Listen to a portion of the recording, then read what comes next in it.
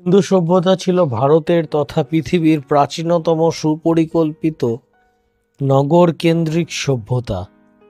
এই সুপরিকল্পিত নগর-কেন্দ্রিক সভ্যতাটি কালের নিয়মেই ধ্বংসপ্রাপ্ত এবং ভাবতে অবাক লাগে যেখানে আজ রাজস্থানের মরুভূমি, সেখানেই আজ থেকে প্রায় ৫,০০০ বছর আগে এই সিন্ধু সভ্যতার বেশ কিছু উল্লেখযোগ্য কেন্দ্র ছিল।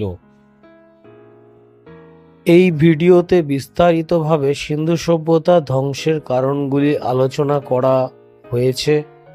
আশা করি সম্পূর্ণ ভিডিওটি দেখলে আপনাদের এ সম্পর্কে একটি সুস্পষ্ট ধারণা অবশ্যই জন্মাবে।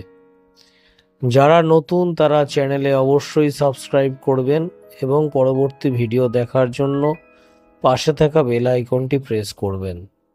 সিন্ধু সভ্যতার ধ্বংসের পশ্চাতে বেশ কিছু কারণ বিদ্যমান ছিল।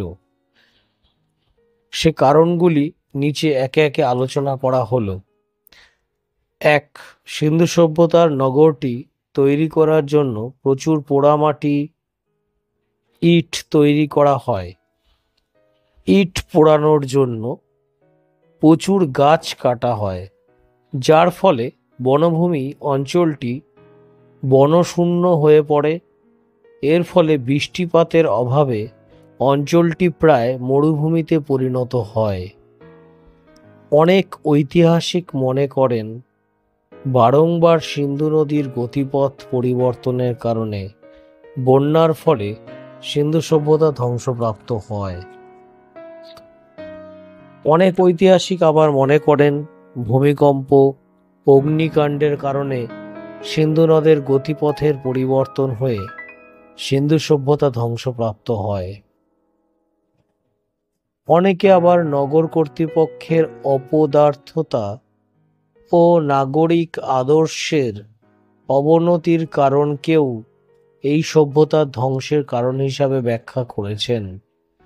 সিন্ধু সভ্যতা ধ্বংসের সময়কালে দেখা যায় রাস্তা দখল করে বাড়ি তৈরি হচ্ছে, নর্দমা বুজে আসছে, কিন্তু এগুলির বিরুদ্ধে কোনো ব্যবস্থা নগর কর্তৃপক্ষ গ্রহণ করেনি।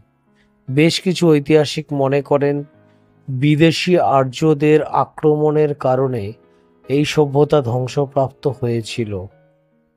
কারণ মহেঞ্জোদারোতে প্রকাশ্য রাস্তায়, কুয়োর ধারে, বাড়ির মধ্যে বহু মানুষের স্তূপ আকৃত মৃতদেহ পাওয়া গেছে। ভিডিওটি ভালো লাগলে অবশ্যই চ্যানেলটি সাবস্ক্রাইব করবেন। পরবর্তী ভিডিও দেখার জন্য পাশে থাকা বেল আইকনটি প্রেস করবেন এবং লাইক শেয়ার করতে ভুলবেন না।